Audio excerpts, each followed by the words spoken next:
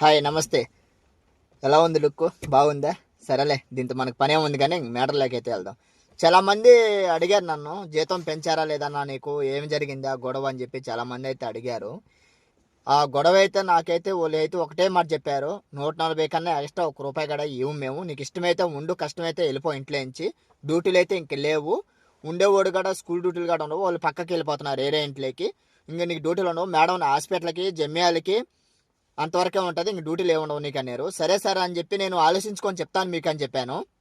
సరే అని చెప్పి ఆలోచించుకొని నేనైతే ఒకటే మాట చెప్పాను, సరే చేసుకుంటా అని చెప్పాను. తర్వాత ఆలోచించాను, అతను వెళ్ళిపోయిన తర్వాత నాకు నా డ్యూటీలు అయితే ఏం లేవు, ఏమేం పనులు ఉంటాయి నాకు నాకు ఇప్పుడు ప్రజెంట్ ఎన్ని పనులు ఉన్నాయి, నాకు ఎలా ఉన్నాయి డ్యూటీలు అనేది నెక్స్ట్ ఇంకొక వీడియో చేసి పెడతాను మీకు మీకు క్లారిటీ వస్తుంది. చాలామంది కోరుకున్నారు నా సబ్స్క్రైబర్లు, నా ఫ్యామిలీ మెంబర్స్ అందరూ, నీకు మంచి రోజులు వస్తాయి, నీకు డ్యూటీలు తగ్గుతాయి, బాగానే ఉంటుందని. వాళ్ళు అనుకునేటే నాకు మంచిగానే జరుగుతున్నది ఇప్పుడైతే. నేను కాకపోతే చిన్న బాధ వేసింది, ఎందుకంటే మా మేడం వాళ్ళ కొడుకు వెళ్ళిపోయినాడని చెప్పి అతనైతే ఒంటరి వాడిని చేసి అయితే అతనైతే ఇంట్లో నుంచి వెళ్ళగొట్టేసినారు. నాకు అది ఒకటే చాలా బాధ అనిపించినది, చాలా ఏడుపు కూడా వచ్చేస్తున్నది అతని గురించి తలుచుకున్నప్పుడల్లా. పొద్దున కూడా ఫోన్ చేశాను ఆ సార్కి, ఫోన్ చేసి మాట్లాడాను, నేను ఎలా ఉన్నారు సార్ అని చెప్పి. మంచిగా ఉన్నానని చెప్పాడు. సార్ నాకు ఎక్కడున్నా నేను ఫోన్ చేసి మాట్లాడుతూనే ఉంటాను ఆ సార్తో, చాలా మంచిగా ఉంటాడు, చాలా బాగా చూసుకుంటాను, నన్ను బాగా ప్రేమగా ఉన్నాడు.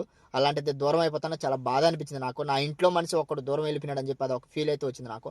ఈ వీడియో ఎలా ఉందో లైక్ చేయండి, షేర్ చేయండి, అలాగే నా లుక్ ఎలా ఉందో అలాగే కామెంట్ చెప్పండి. Okay, bye.